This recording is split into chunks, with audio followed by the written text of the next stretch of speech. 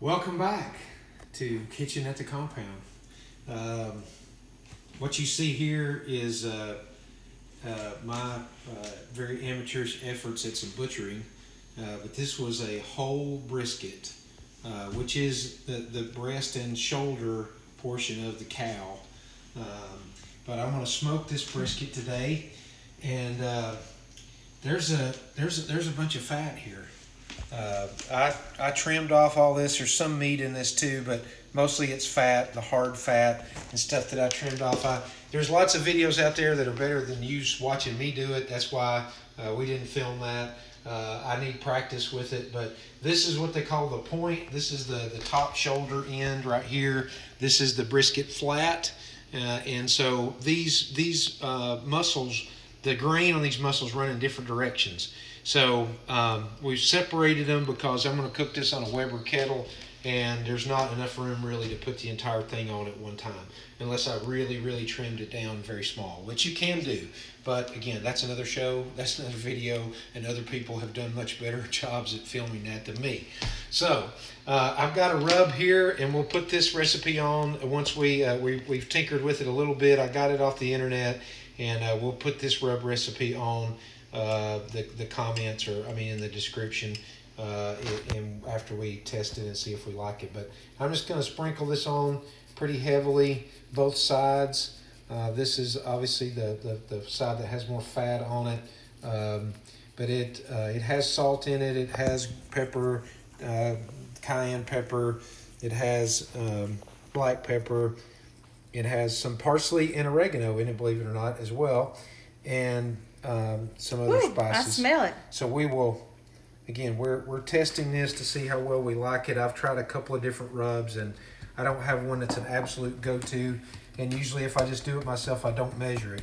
So I'm just patting it in. That really works better than trying to, I don't use a binder of any kind like oil or mustard. A lot of people do that, which is fine if that's your thing. But I just like to pat it in and let the fat and the moisture sort of hold on to it. The salt that's in there that you see will bring out some moisture in the meat, and that will also help the rub sort of bind. And we are going to flip this over. That's a fancy smancy container you got there. This is sort of a homemade with just a mayonnaise jar or a barbecue sauce jar. Where we pop some holes in one of the lids for doing canning, and it works pretty well as a sprinkler for these kinds of things. And then this way you don't mess up the rub you don't use. You can save for another time. I'm not going to be super heavy with this, but I want to be pretty generous. My wife likes a good crust on this brisket. Not a spicy crust, but a flavorful crust. Flavorful. Now this onion powder, garlic powder, there's all the things you probably would expect, but the proportions in the actual recipe we'll post it. So I noticed you've not put the spice on the end right there. You going to do that later, or does it don't have to have it? I'm gonna try to get some on there. It's kind of hard to do it when you're sprinkling. You kind of just have to sprinkle some on your hands and get it. See, she didn't want me to miss a little piece of meat having some seasoning on it. That's the whole point of that comment, and and I get it. So that was your shoulder. Sorry, people. That's what that means is, hey, don't forget to season those pieces of the meat that you have forgotten. Piece, you want the top and the bottom to taste good. You do. You want it. Nobody wants one-sided tasting meat. Anyway, this is looking pretty good. I still have a pretty good amount of seasoning here, so I'm gonna keep doing this. Now, when you do it on the Weber grill, we'll show that in a little bit, and build a fire on one side, so there is one side that is not direct heat. There are different theories on if you've got the heat right underneath your meat, that you put the fat side down, and if you have it indirect, then you leave the fat side up. So I'm going to try to cook this indirect as much as possible. So we'll have to kind of keep turning it so that one side doesn't get done quicker than the other. But we'll talk a little bit more about that later. But this is just the the rub process, the seasoning process, and it actually sort of looks like, what does it look like? It looks like something. A like fossil. Like the state of Michigan or something? If you No, it's not Michigan. Okay. That somewhere the butcher, I didn't put that cut in there. Somewhere the butcher put a cut in the fat right there. I really don't know why. But anyway, that's it for prepping and seasoning the meat, and we'll be back. Okay, welcome back. We're going to come out and get the fire ready for the cook. We're pretty close here. I've already, let me give you a shot here. I've already got the fire going. So I've already got the coals burning, and I've got some coals over here that are just in the bottom of the grill that are not lit. So I'm going to pour these out onto the grate. If I can hold this where you can see that, I'm going to dump this out, the ones that I've lit right next to the ones that aren't lit. And those will eventually catch on fire. Let's set this off to the side. Sorry about that. So here we have some coals that are lit and some coals that are not lit. And they will eventually all catch up. But that's where we're going to start. I also have some hickory chunks here. So here's my bag of hickory chunks. And I'm going to put a chunk on there to let it get going, and we want that to burn. And I've got my heat-proof glove, so we can try to get some coals in the right spot. But I want that from what I've understood, and I haven't done a lot of smoking on the Weber kettle. But I've just started doing some of that. I'm kind of getting back to basics. Sometimes it's just good to get back to basics. So this is about, the most basic grill you can have. And if you can smoke on this, and I've done a little bit of it, then you can smoke on anything. And I'm getting some, I'm covering up the camera. I'm so sorry. All right, this is why we're amateurs, not professionals. But, all right, so I've got that piece of wood burning. Now you see there's some flame there. Can you see it burning? So it's burning a little bit, and that's what I want. I wanted it to catch on fire before I shut it down from a heat standpoint. I also have a water pan here that I'm going to, just to keep things from getting too dried out in here. That's going to keep everything moist. So I'm going to just put a big cup of, there's my Georgia Tech cup, Go Jackets, from a couple years ago. Big Georgia Tech fan. So now I'm going to put the grate on, and the grate has a wonderful feature to it that it has this little flip up where we can add different coals and stuff later. So we can add wood and we can add coals later. So it flips up and flips down. So now I'm going to put the lid on, and the other thing you want to do is to keep your vent here away from where you have the fire. So the fire's on this side and the vent's on the other side. That allows the smoke to draw across the meat. So we're going to kind of set this at like a quarter, and down here there's also a control where I can kind of set this for smoke. So I'm going to set this pretty far down, like on the smoke setting. There's a couple of dots here. We'll try to sort of use that as a guide. And we'll make some adjustments. I'm looking for a temperature probably not more than about 275 at the most. So there's my temperature gauge, and that's what we're trying to look for. And I love the fact this one has a temperature gauge. The old one I had did not. So we're going to try to look for about 275, which is, we're getting pretty close there now. So we're going to have to keep this shut down and try to get the temperature controlled a little bit before we put the meat on, but that'll be next. Okay. Just turn it on. It'll be fine. Okay. Are we on? Yes. Okay, welcome back. Hey, buddy, you're broadcasting. Okay. Temperature is very stable now at 250. So we shot shots of that earlier. All right, and there's the brisket ready to go on. I got the probe in it. It's sticking into the thickest part, which is right here. And so that's kind of what we're going to monitor. We got our smoke coming out opposite where our fire is. It will probably flame up a little bit as I take this off and get the, I don't drop it, and get the meat on. But I got our water pan in here. We got our smoke going with our piece of hickory. So I'm going to lay the brisket in.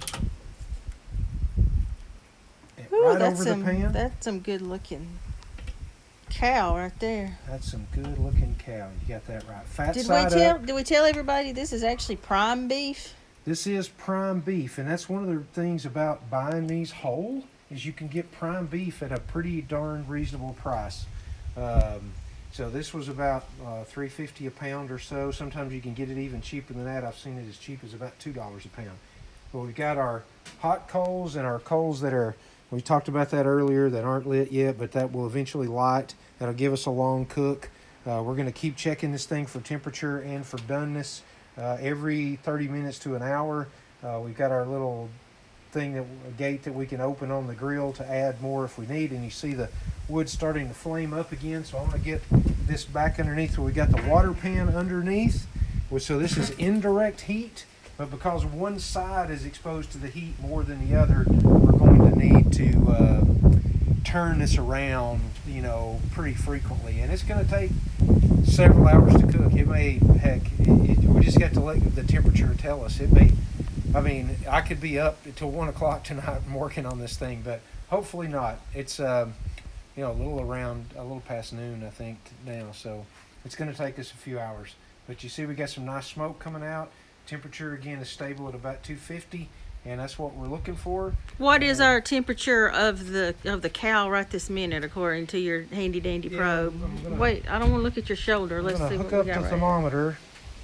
So we're gonna just so we know how much we got to come up at the temp. handy dandy thermometer here, which is going to tell us when I turn it on what the meat is on right now. So 50 degrees. 50, 52. We're all I can see probably is 51. trees. 50, 52. There we go. No glare. That's better. Okay. Thank you. Well, we're still learning. Yeah.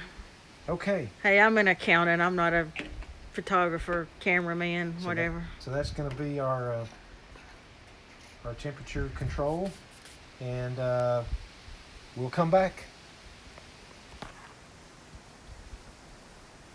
It's a little windy this afternoon, just making this a little bit difficult. But I've been monitoring the fire. The temperature on the grill has been between 250 and 300 pretty much the entire time, and that's what I was looking for. The temperature of the brisket now is 171. Clear. 171. I don't know. Okay, 171. 171.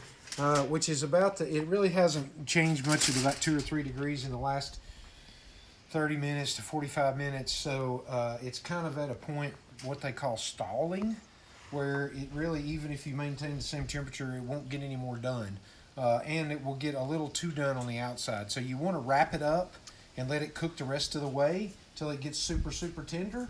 So that's what we're going to do now is just take it off the grill real quick, wrap it up, double wrap it in foil, put it back on the grill, and try to still maintain that same temperature for the next 2 or 3 hours until it hits 195, 200, 205. Really, you just want to kind of keep poking it, once you get close to 200 and see how tender it is. It should have no resistance to a probe or anything like that sticking in it. So I will be taking the let us see this beautiful cow out. You can Woo-hoo! see the look at that. the bark that's been created. Yum, yum, yum in my tum. Holy smokes. So tell us, did you add a lot more charcoal or hickory or anything during just this to process? maintain my temperature with the Weber grill, I had to play around a little bit with the vents and adding charcoal and adding pieces of wood here and there. Probably added 4 or 5 pieces of wood total. And I might have added I don't know, another 15 or 20 briquettes from what I started with. So once everything got lit and all that. So I want to, before this flames up too much, I want to wrap it up the rest of the way. And I'll keep checking the temperature. And let me get my gloves on so we can, oh my goodness, the gloves are cold. Glove up, man. Glove up. But it's, you can see that it's nice and tender. I mean, it still has some jiggle to it. It's floppy. It's got a beautiful color. Jiggle. Jiggles like me, like my belly. You don't have much belly anymore. Yeah, I do too. All right, so that's weighted down. It's got a little pool of just a little bit of. I'm just gonna kind of let that run off. It had a cut in the top that I did not do, and so there's a little cut right there, and it's kind of accumulated some juice. So this is a really large brisket. I'm gonna try to keep the. You gonna double wrap this thing too? Yeah, I'm probably gonna. I don't know if I want to take the probe out and try to wrap around it or reprobe it. I think I'll just reprobe it. I think I'll take this probe out. Is that in the dictionary? Reprobe it? Reprobing. No, but it's part of the it's part of the barbecue lexicon. Reprobing. Okay. That sounds a little, UFO-ish. Reprobing. I was reprobed. You really. That's a little frightening. You don't want that to happen if you are, being held by aliens. You don't want to be reprobed. It's okay to be probed, but not reprobed. I'm not sure it's okay to be probed by aliens personally, but that's another topic for another day, Mr. Science Fiction aficionado. Okay. All right. Well, that looks lovely. So we have double wrapped it tightly, and just want to press it all together. We may have to open this back up and check it, so you really want to leave it where you can get it, without tearing everything up, or you can get it back apart if you need to. So how you going to know where to reprobe this sucker? Well, I can tell where the fattest part is. I mean, the thickest part of the meat is right there. So you're just going to stick it right through the double layer foil and roll with that? And actually, you know what? So this is why this is not a professional video. So I'm already going to unwrap it because I'm going to do something real quick before... Well, I wish you'd hurry because it's cold out here. here. We get too far, We're having an unusually cold day in April. This is a little vinegar and water, apple cider vinegar and water that I've been spritzing it with here and there. Is it like 50-50? It's 50-50, and it will it'll just keep this moist and just get a little bit down in the bottom, and so it's really going to help this thing tenderize and add another little layer of flavor. So we'll get it packed back together there, double wrapped nicely. This is a nice big thick brisket. I guess this is going to be supper tomorrow night, huh? Yeah, it may be a midnight snack. For you, I'll be asleep. You will definitely be asleep. All right. So there's our brisket. I think I'm just going to do it from the outside to try to get it. I probably won't hit the same hole that I was in before, but there's definitely some resistance. It's not completely... yeah, let's see. Looks like it's 160-ish. It's going to come up there and probably still keep coming up. In that spot, it's going to be... Well, I mean, it would have cooled down a little bit out here, but still you get carry over cooking anyway. But all right, let's get this baby back on here. Yep, we're going to get it back on the grill. All right. Woo! Sorry to make you sick there, Dizzy. They're visitors, viewers. Patrons. No, they're not patrons. They're not paying anything. No, they're not. They're probably wishing that they get paid for watching some of this stuff that we do. They probably should be paid for watching us cook.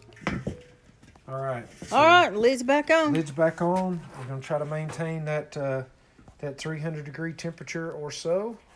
And even if we have to add some more charcoal or whatever. And we'll see how that works out. My cord's not long enough to point it in any other direction, but I'll do it right there. It's 165 is what it says. So anyway, the next thing you will see, we'll show you some slices and slicing it when we're done. Okay. All righty. Thanks. Bye. Are we filming? Okay. Yeah, we're filming. Hey, so I didn't really show you this when I got this off the grill last night at like 3 o'clock. Well, it wasn't that late. I'm just kidding. It was about 11. This ended up being about an 11-hour smoke. But I've sliced, I cut a chunk of it off, put it in the refrigerator, chilled it overnight, cut a chunk of it off today, and here we have it sliced up. Ooh, yummy. That looks delicious. Some of it just fell apart as I was trying to slice it. Now, one thing that I've noticed, I don't see a real pronounced smoke ring on here. A little disappointed about that, but you know, let me show you. Here's a piece right here. I can't even pick it up. It's so tender. It just falls apart. This end right here, that just, look how that just comes apart. And you see all the good connective tissue that has broken down that's on my fingers. So we're gonna give a little taste here. Oh, please. You got to tell everybody that you did sample it at 1 o'clock in the morning. Be honest. I cut a little piece off the end at 1 o'clock and it was fantastic. I really do like this rub, so we definitely will post this recipe and our changes to it because let me tell you, it's not too hot. It's not sweet at all. There's no sugar in it, but the pepper does come through and all of the spices, and it's a lot of paprika, but it really has a nice smoky flavor, and I couldn't be happier with the way this came out. So that'll end this brisket video. Well, this is the lean part of the brisket. When we get to the other end, the point that I showed you earlier, it's going to have much more marbling in it, and maybe we'll do a little on that one too. But till then, Jesus loves you. And we're trying.